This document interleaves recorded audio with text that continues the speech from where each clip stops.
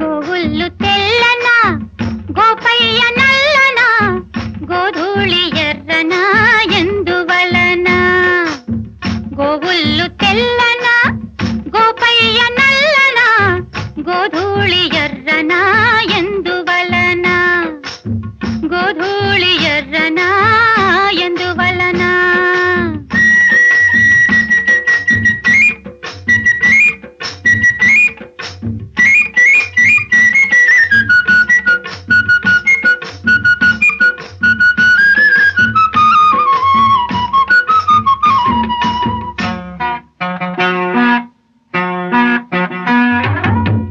తెల్లావు కదుపుల్లో